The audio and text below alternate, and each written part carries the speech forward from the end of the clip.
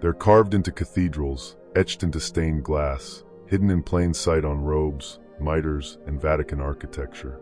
Serpents, pinecones, obelisks, solar discs, and even ancient goddesses, relics not of Christianity, but of something far older, something pagan. But why? Why does the holiest institution of the Catholic world preserve, display, and even sanctify symbols rooted in the ancient pre-Christian world? Are they mere decorations, accidental borrowings, or deliberate remnants of a truth too powerful, too primordial to erase? The Vatican, often thought of as the guardian of divine truth, may also be the keeper of secrets that predate the Church itself. Secrets carried through time not in open books, but in symbols for those with eyes to see.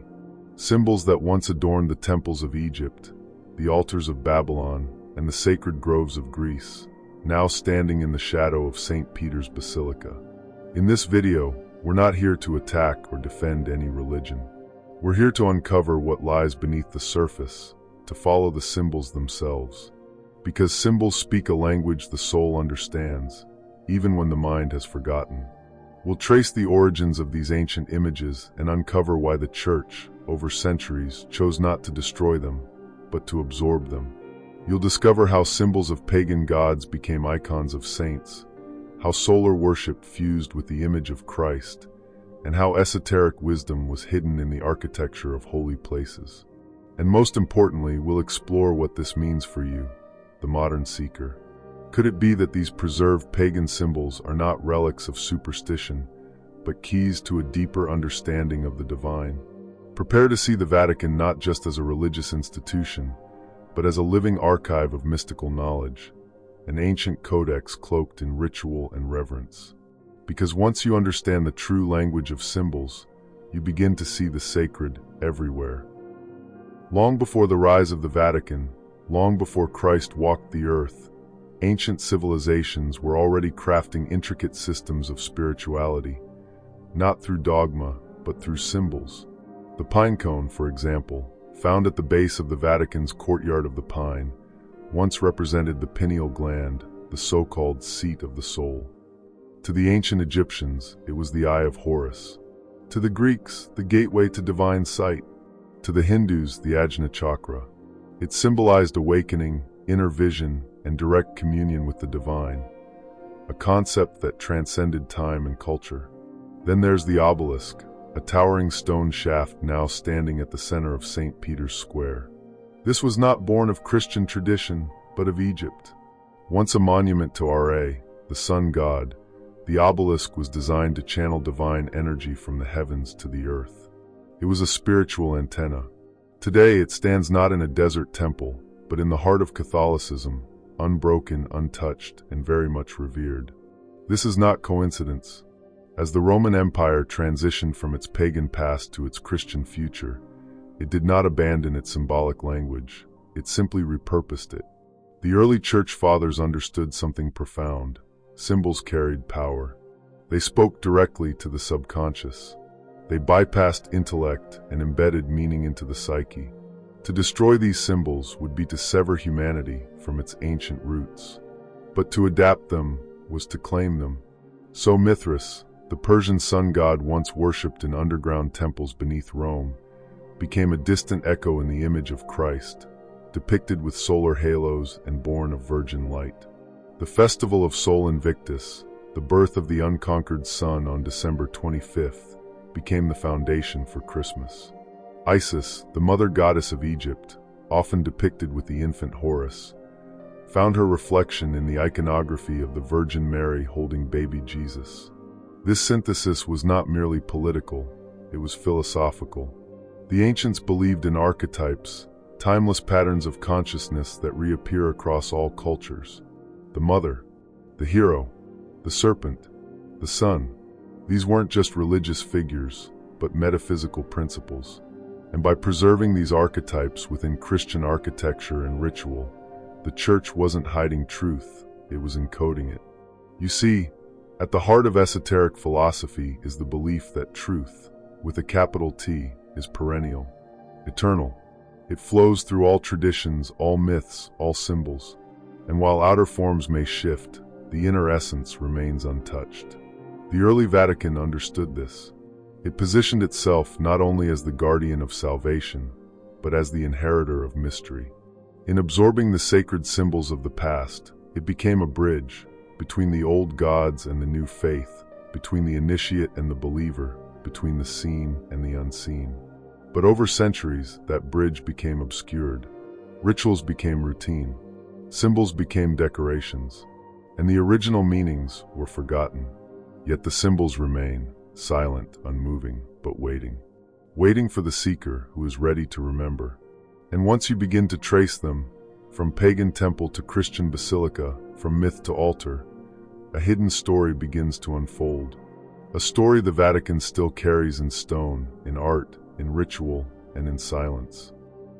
To understand why the Vatican keeps ancient pagan symbols, we must first understand the nature of symbols themselves. A symbol is not merely an image. It is a container of power, a living vessel of meaning that transcends language, culture, and time. The ancients knew this. They carved their truths not just into books, but into architecture, into geometry, into the very landscape of sacred space. The Church inherited this wisdom, and it used it.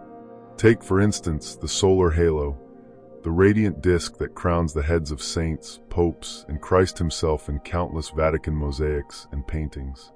This is not a Christian invention.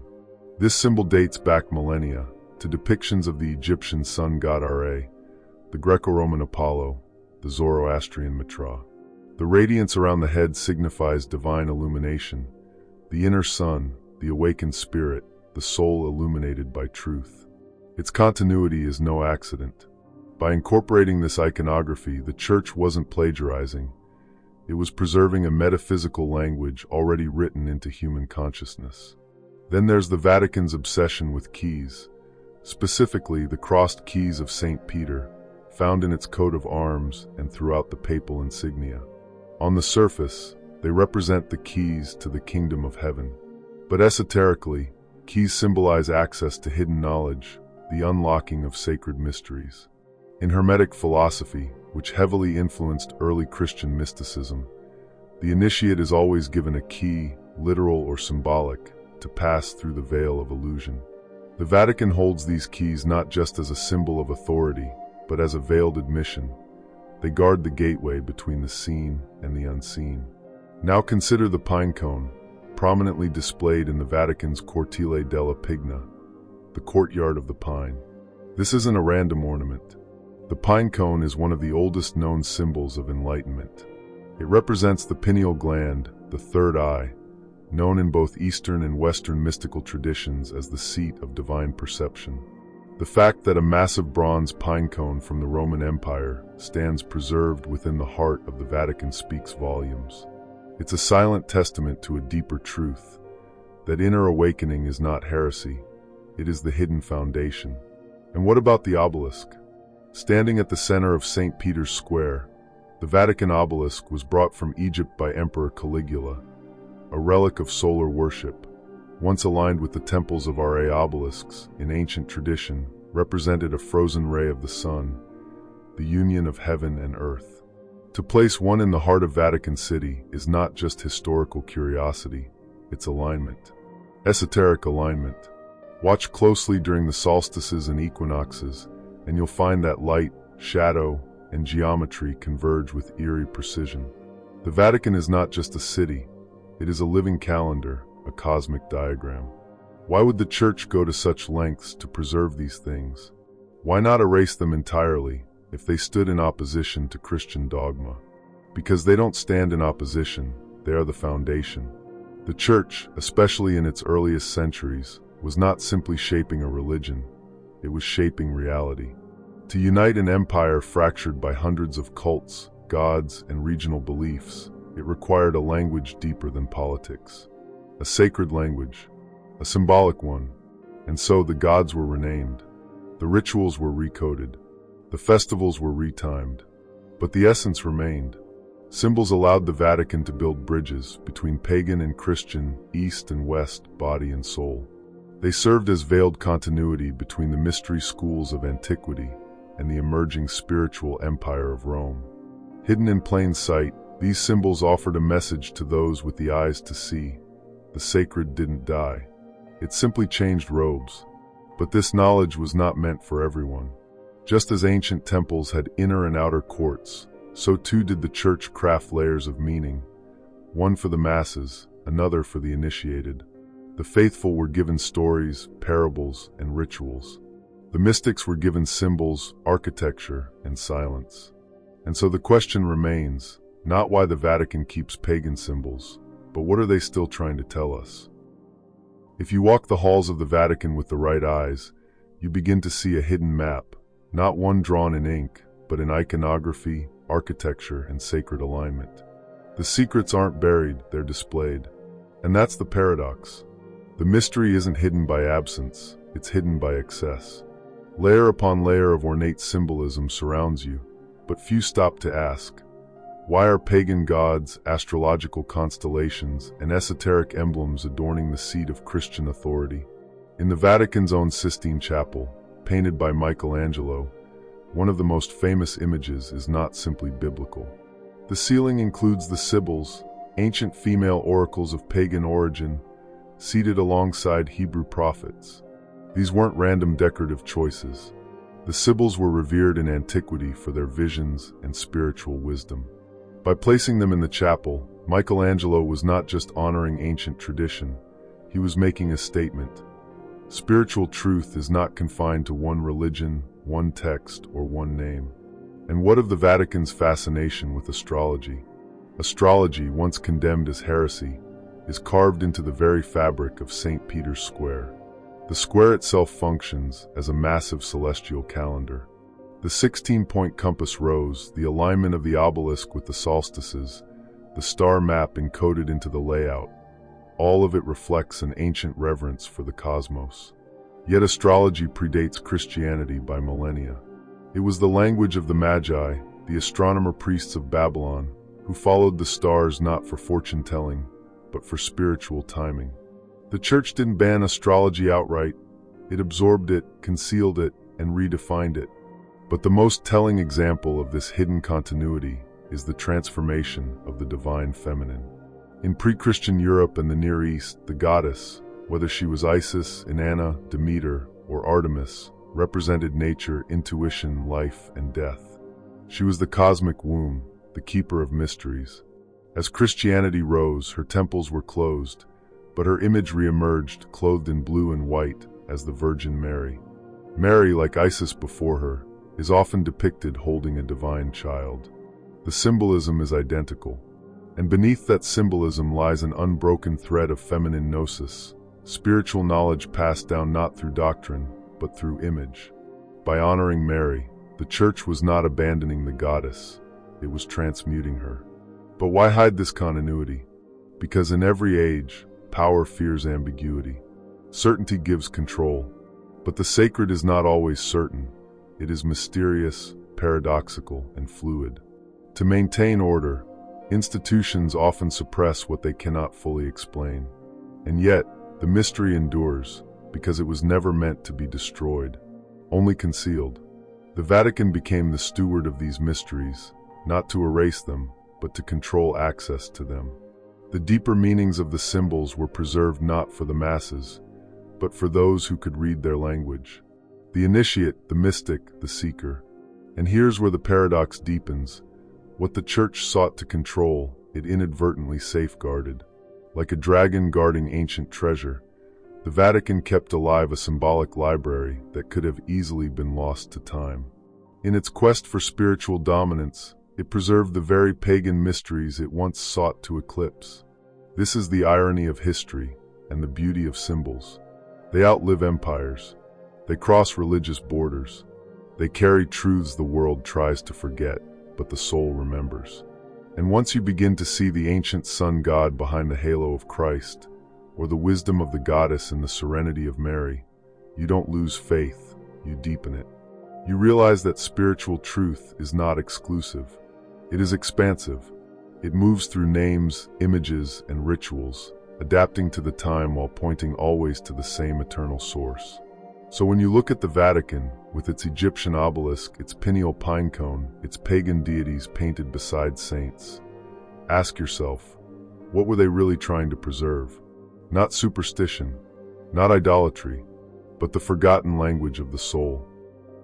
Now that we've followed the ancient symbols through time, from the temples of forgotten gods to the heart of the Vatican, the question becomes, what do we do with this knowledge?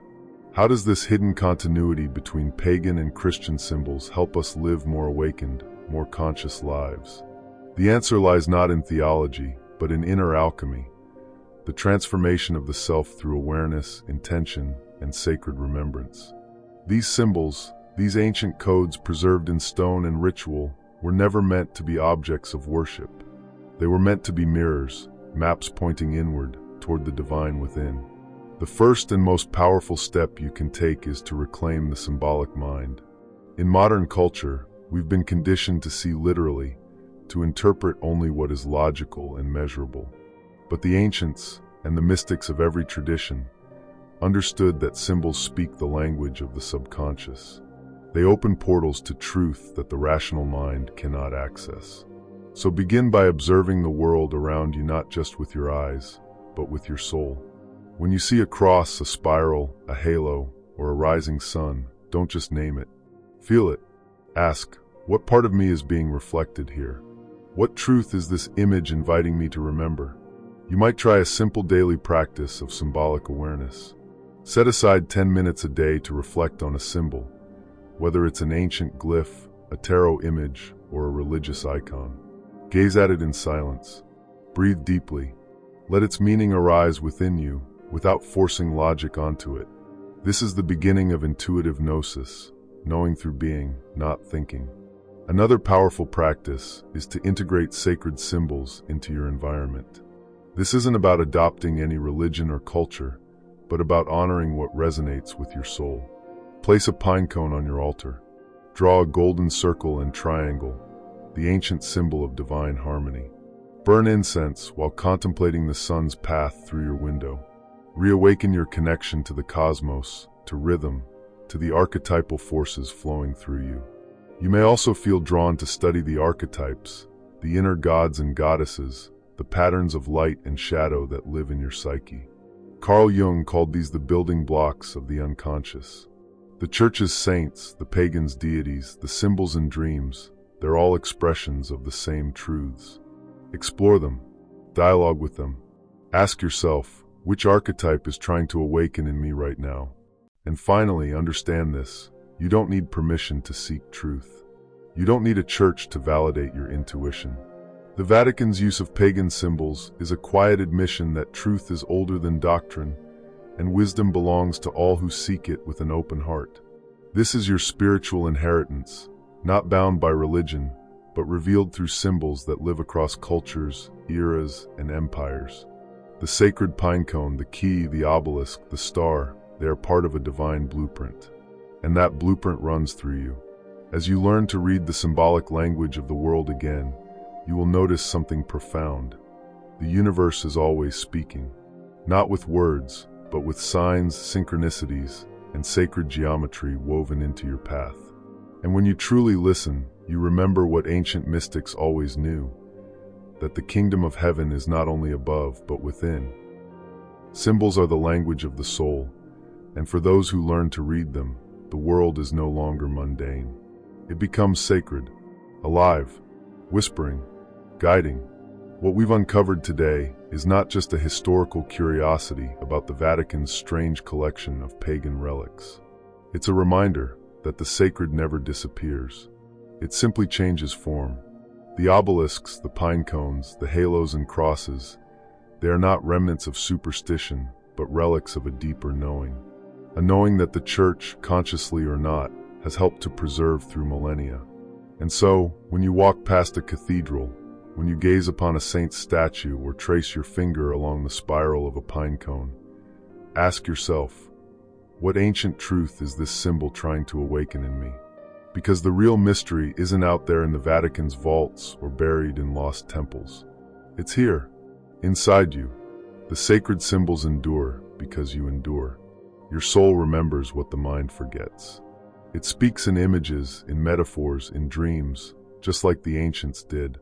And now, as you begin to see these forgotten emblems with new eyes, you reconnect with a timeless lineage, not of religion, but of wisdom. You are the initiate, you are the seeker, and the mystery is calling you home.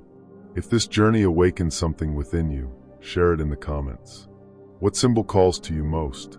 Which ancient truths feel familiar, even now? Remember to subscribe for more explorations into the mystical, the hidden, and the eternal. And in the next video, we'll dive even deeper into the forbidden symbols the Church tried to erase and why they still survive. Until then, trust the signs, follow the symbols, and keep seeking. The sacred has never been lost, only waiting.